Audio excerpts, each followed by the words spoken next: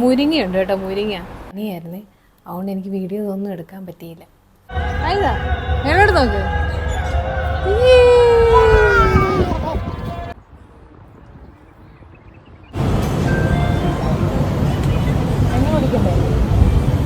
നോക്കടാ ഇങ്ങോട്ട്. അപ്പോൾ പുതിയൊരു വീഡിയോയിലേക്ക് എല്ലാവർക്കും സ്വാഗതം. കുറച്ച് ദിവസമായി വീഡിയോസൊക്കെ ഇട്ടിട്ട്. മാധവന് പനിയായിരുന്നു, അപ്പോൾ പിന്നെ വീഡിയോ ഒന്നും എടുക്കാൻ പറ്റത്തില്ലായിരുന്നു. പിന്നെ വീട്ടിൽ വന്നിട്ട് കുറച്ച് ദിവസമായി. അപ്പം നമ്മൾ കഴിഞ്ഞ വീഡിയോയിൽ നിർത്തിയത് പ്ലാന്റ് എങ്ങനെ നമ്മൾ പോട്ട് ചെയ്യുന്നു, അതാണല്ലോ നമ്മൾ നിർത്തിയത്. പിന്നെ അന്ന് ഫെർട്ടിലൈസർ ഒന്നും ചെയ്തില്ല, ഇതുവരെ ഞാനൊന്നും ചെയ്തിട്ടില്ല. അപ്പം ഞാൻ ഇൻഡോർ പ്ലാന്റ്സിന് യൂസ് ചെയ്യുന്ന ഫെർട്ടിലൈസർ ഏതൊക്കെയാണെന്നൊന്ന് കാണിക്കാം. മെയിനായിട്ട് ഞാൻ ഇൻഡോർ പ്ലാന്റ്സിന് യൂസ് ചെയ്യുന്ന ഫെർട്ടിലൈസർ ഇതാണ്, സീവീഡിൻ്റെ. ഇത് എന്താ പറയുക, ഇത് ഓർഗാനിക് ആയതുകൊണ്ട് തന്നെ വളരെ നല്ലതാണ്. എൻ്റെ ബോട്ടിൽ തീരാറായി. ഇത് ഞാൻ നാട്ടിൽ നിന്ന് വാങ്ങിച്ചുകൊണ്ട് വന്നതാണ്, ആമസോണിൽ നിന്ന്. ഇവിടെ ഇത് അവൈലബിൾ ആണ്, ആമസോണിലൊക്കെ ഉണ്ട്.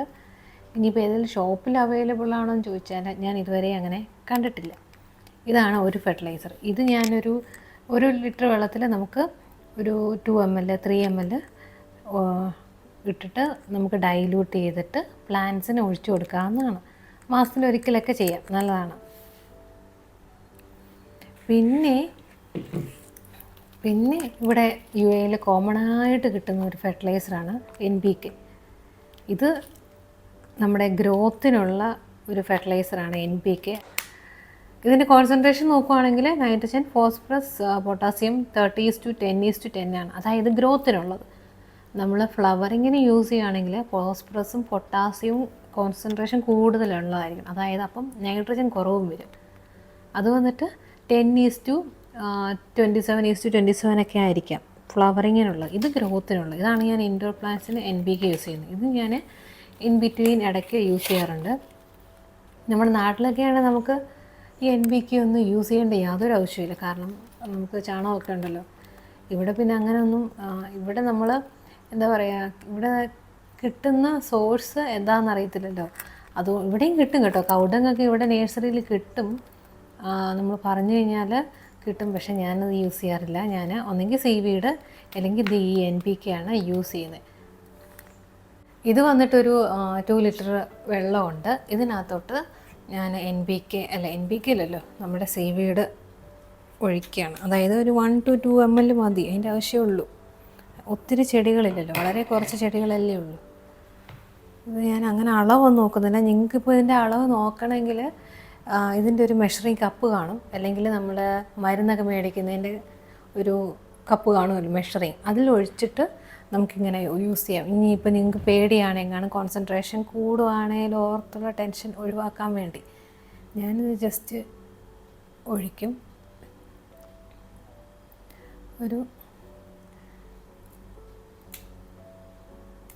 ഞാൻ ഇത്ര ഒഴിച്ചുള്ളൂ. എന്നിട്ട് നമുക്കിത് നന്നായിട്ട് മിക്സ് ചെയ്യണം. ഇത് കണ്ടോ, ഇതപ്പോൾ ഡൈലൂട്ടായി ഇതായി വരുന്നുണ്ട്. ഇത് നമുക്ക് നമ്മുടെ പ്ലാന്റ്സിന് മാസത്തിലൊരിക്കൽ ഒഴിച്ചു കൊടുക്കാവുന്നതാണ്. നമ്മൾ ഫെർട്ടിലൈസർ ഒഴിക്കുമ്പം എന്താ പറയുക, ഒന്നെങ്കിൽ ഈ പ്ലാന്റ് ഒന്ന് നനച്ചിട്ട്, അതായത് നമ്മുടെ നോർമൽ വാട്ടറിൽ നനച്ചിട്ട് ഒന്ന് ഒഴിക്കുകയാണ് ഒന്നും കൂടെ നല്ലതാണ്. ഞാനിത് നനച്ചിട്ടുണ്ട്, അതുകൊണ്ട് ഇതിൻ്റെ ഇടയിൽ കുറച്ച് വെള്ളവും കാണാം. പിന്നെ ഇതേ നമ്മൾ ഇതുപോലത്തെ ലീവ്സൊക്കെ ഉണ്ടെങ്കിൽ കളഞ്ഞേക്കണം. ഞാൻ എപ്പോഴും പറയാറുള്ളതാണ്, ലീവ്സൊക്കെ നിർത്തി കഴിഞ്ഞാൽ അതിലെന്തെങ്കിലും പെസ്റ്റൊക്കെ ഉണ്ടെങ്കിൽ പിന്നെ പ്ലാന്റ് പിന്നെയും ചീത്തയാവും. നമ്മൾ ഈ ഫെർട്ടിലൈസർ മാത്രമല്ല, ഇത് അത്യാവശ്യം നല്ല ഇൻഡയറക്റ്റ് ലൈറ്റ് ഇതിന് കിട്ടുന്നുണ്ട്. കാരണം ഇവിടെ നല്ല ബാൽക്കണി അടുത്തായതുകൊണ്ട് തന്നെ നല്ല വെട്ടവും കിട്ടുന്നുണ്ട്. അതും ഒരു ഫാക്ടറാണ് ഗ്രോത്തിന്. കാരണം അല്ലെങ്കിൽ ഇപ്പോൾ ഇതിന് ലൈറ്റ് ഒട്ടും തന്നെ കിട്ടുന്നില്ലെങ്കിൽ ഇതിൻ്റെ കളറ്, അതായത് ഈ വൈറ്റ് കളറ് ഈ പെനിട്രേഷൻ കാണത്തില്ല, ഫുൾ ഗ്രീൻ ആയിരിക്കും. ഇത് നന്നായിട്ട് വെയിൽ കിട്ടുന്നതുകൊണ്ടാണ് ഈ ഗ്രോത്തും ഉണ്ട്, അല്ലെങ്കിൽ ഇതിൻ്റെ ഈ പെനിട്രേഷൻ കാണാൻ പറ്റുന്നത്. അപ്പോൾ നമ്മൾ പ്ലാന്റ്സ് മേടിച്ചിട്ട് അതിനെ കൊണ്ട് ഒരു എന്താ പറയുക, മണി പ്ലാന്റിനൊക്കെ അത്യാവശ്യം ഇൻഡയറക്റ്റ് ബ്രൈറ്റ് ലൈറ്റ് ആവശ്യമാണ്. അപ്പോൾ നമ്മൾ ലൈറ്റുള്ള സ്ഥലത്ത് വേണം വെക്കാനായിട്ട്. ഒരുപാട് ഇരുണ്ട് കിടക്കുന്നിടത്ത്, അതായത് നാച്ചുറൽ ലൈറ്റ്, അല്ലാത്ത നമുക്ക് ആർട്ടിഫിഷ്യൽ ലൈറ്റും കൊടുക്കാം. ഇപ്പം നമുക്കിവിടെ നല്ല വെട്ടമുള്ളതുകൊണ്ട് തന്നെ നല്ല ഗ്രോത്തും കാണിക്കുന്നുണ്ട്. അപ്പോൾ നമുക്കിനി ഇത് ഒഴിച്ചു കൊടുക്കാം. സത്യത്തിൽ സീവീഡ് സൊല്യൂഷൻ നമുക്ക് ഹോൾ പ്ലാന്റ് നമുക്ക് സ്പ്രേ ചെയ്യാവുന്നതാണ്. പിന്നെ ഇവിടെ അതിനുള്ളൊരു സൗകര്യമൊന്നും ഇല്ലാത്തതുകൊണ്ടാണ് ഞാനിങ്ങനെ എന്താ പറയുക ഈ നോട്ട്സിലൊന്നും സ്പ്രേ ചെയ്ത് കൊടുക്കാത്തത്. റൂട്ട്സിന് മാത്രമാണ് കൊടുക്കുന്നത്. കൊടുക്കുമ്പോൾ ശ്രദ്ധിക്കണം, നമ്മൾ പോട്ട് അനുസരിച്ചാണ് കൊടുക്കുന്നത്. വളരെ കുറച്ചൊന്നുമല്ല. ഇപ്പോൾ ഇത് അത്യാവശ്യം വലിയ പോട്ടാണ്. അപ്പം ഈ പോട്ട് അത്രയും നിറയുന്ന രീതിക്ക് വേണം നമ്മൾ ഫെർട്ടിലൈസർ ആഡ് ചെയ്യാൻ. നമ്മൾ ചെറിയ പ്ലാന്റാണ് മേടിക്കുന്നെങ്കിൽ നമ്മുടെ ഇവിടെ UAE ഒന്ന് വളർന്ന് കിട്ടാൻ കുറച്ച് സമയമെടുക്കും. ഇച്ചിരി അത്യാവശ്യം ഒരു ബുഷിയായിട്ട് പ്ലാന്റ് മേടിക്കുകയാണെങ്കിൽ നമുക്ക് വേണേൽ ഇത് പ്രൊപ്പഗേറ്റ് ചെയ്യാം. ഗ്രോത്ത് ഫാസ്റ്റ് ആയിരിക്കും. ഇപ്പോൾ 5 ദിറംസിന് കിട്ടുന്ന പ്ലാന്റ് അതിൻ്റെ ഗ്രോത്ത് വളരെ കുറവായിരിക്കും. നമുക്കത് പ്രൊപ്പഗേറ്റ് ഒക്കെ ചെയ്യണമെങ്കിൽ അത് അത്രയും വളർന്നു വരണം. ഇത് അത്യാവശ്യം ഞാനൊരു സൈസുള്ള പ്ലാന്റാണ് വാങ്ങിച്ചത്. പിന്നെ നന്നായിട്ട് ഗ്രോത്തും ഉണ്ട്. നമ്മൾ എന്താ പറയുക, ഫെർട്ടിലൈസർ കൊടുക്കണം. വെള്ളം ഒഴിച്ചു കൊടുത്തുകൊണ്ട് മാത്രം പ്ലാന്റ് വളരില്ല. എല്ലാവരും പറയുന്നുണ്ട് നല്ലതായിട്ട് നോക്കുന്നുണ്ട്. അതായത് നോക്കുന്നു വെച്ചാൽ വെള്ളം ഒഴിച്ചു കൊടുക്കും. വെള്ളം മാത്രമല്ല വേണ്ടത്, ഫെർട്ടിലൈസർ നമ്മൾ കൊടുത്താലേ ചെടികൾ കിളുക്കുകയുള്ളൂ. അതായത് നാട്ടിലൊക്കെ ആണെങ്കിൽ നമുക്ക് ഒരുപാട് ഓപ്ഷൻസ് ഉണ്ട്. കമ്പോസ്റ്റ് ഉണ്ട്, വീട്ടിൽ തന്നെ കൗഡങ്ങ് കാണും, കിച്ചൺ വേസ്റ്റ്. നമുക്ക് ഇവിടെ ഈ ഒരു എന്താ പറയുക, ഇവിടെ നമുക്ക് അങ്ങനെ ചെയ്യാൻ പറ്റില്ല. അപ്പോൾ പ്ലാന്റ്സിൻ്റെ ഗ്രോത്തും അതുപോലെ കുറയും നമ്മൾ ഫെർട്ടിലൈസർ കൊടുത്തില്ലെങ്കിൽ.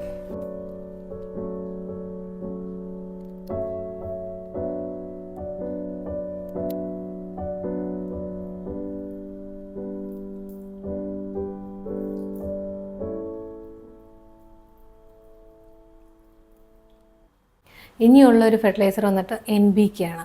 അത് ഞാൻ ഇപ്പോൾ യൂസ് ചെയ്യത്തില്ല. ഒരു 2 ആഴ്ച അല്ലെങ്കിൽ 3 ആഴ്ച കഴിഞ്ഞിട്ട് ഞാൻ ഇൻഡോർ പ്ലാന്റ്സിന് ഇങ്ങനെ ഇതുപോലെ 2 ലിറ്റർ, ഇതിപ്പം ഞാൻ യൂസ് ചെയ്യുന്ന കപ്പ് 2 ലിറ്ററിൻ്റെ ആയതുകൊണ്ട് 2 ലിറ്ററിനകത്ത് ഒരു 1 to 2 സ്പൂൺ ഇട്ടിട്ട് ഡൈലൂട്ട് ചെയ്തിട്ട് ചെടിക്ക് ഒഴിച്ചു കൊടുക്കുകയാണ്. അത് ഞാനൊരു 2-3 ആഴ്ച കഴിഞ്ഞിട്ടേ ചെയ്യാറുള്ളൂ.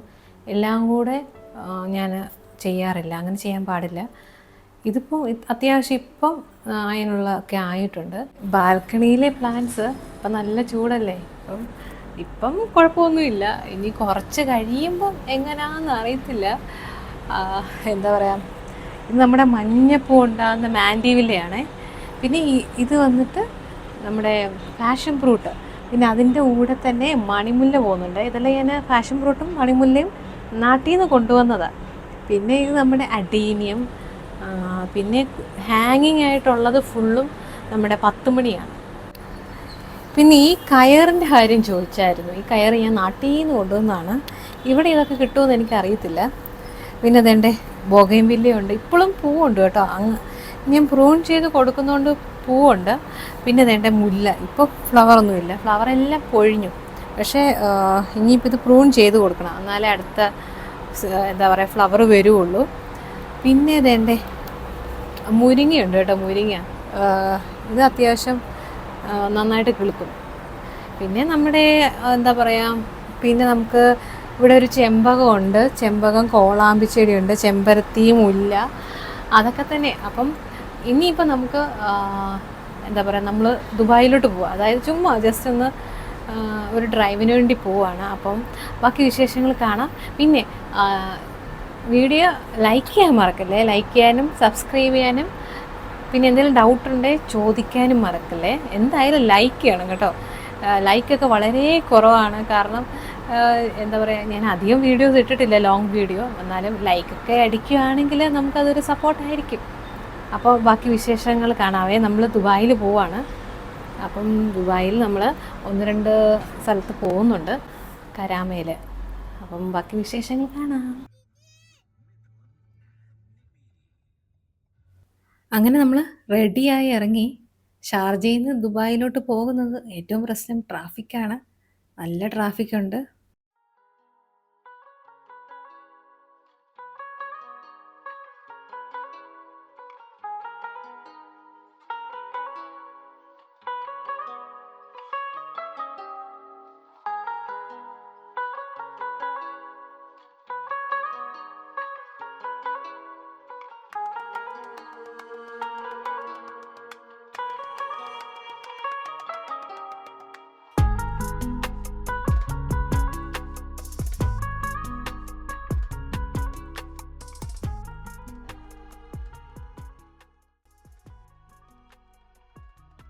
നമ്മുടെ ഈ പോക്ക് ദുബായ് കരാമയിലുള്ള സിൻഡ ഫ്രഷിലോട്ടാണേ.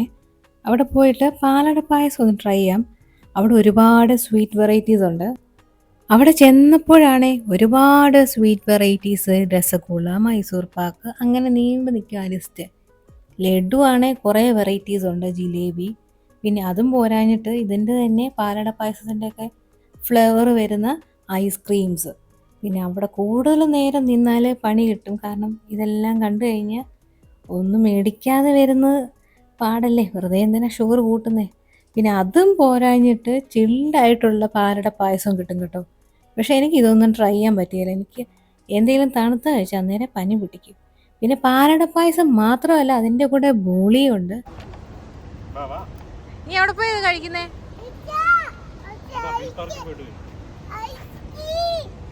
എടാ ഇത് ഐസ്ക്രീം അല്ലടാ, പായസം എടാ, പായസം. അങ്ങനെ നമ്മൾ ദുബായിലെ സബീൽ പാർക്കിലോട്ടാട്ടോ പോകുന്നത്. ദുബായ് ഫ്രെയിമിൻ്റെ തൊട്ടടുത്തുള്ള പാർക്കാണ്.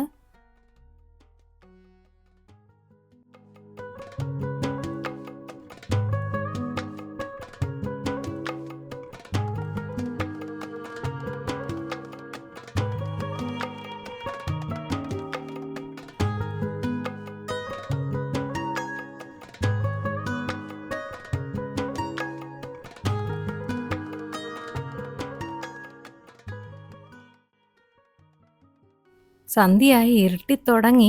ഒരു 6 മണി കഴിഞ്ഞ് കാണും. ഈ ഒരു ടൈമിലേ നമുക്കിതുപോലെ പാർക്കിലൊക്കെ പോകാൻ പറ്റുള്ളൂ, അല്ലെങ്കിൽ ഭയങ്കര ചൂടാണ്. ഇപ്പം നല്ല ഒരു കാറ്റൊക്കെ ഉള്ളതുകൊണ്ട് തന്നെ നല്ലൊരു സുഖമുണ്ട്.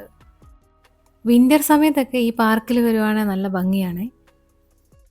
പിന്നെ ഇപ്പം ആരും അധികമൊന്നും വരികയില്ല, കാരണം ചൂടാണല്ലോ. പിന്നെ ഈ ഒരു ടൈമിൽ വലിയ കുഴപ്പമില്ല.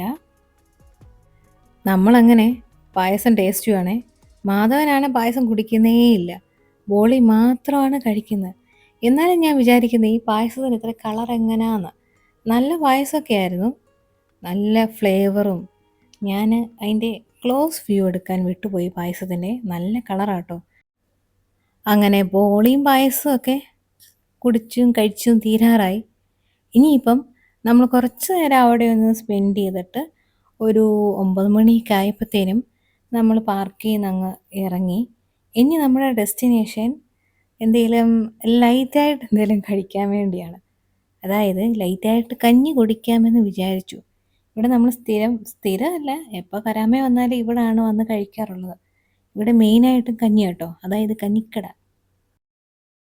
നമ്മൾ പുറത്ത് വെയിറ്റ് ചെയ്യാണ്. അകത്ത് നല്ല ആളുണ്ടായിരുന്നു. ഇവിടെ എപ്പോൾ വന്നാലും ഭയങ്കര ആളാണ്.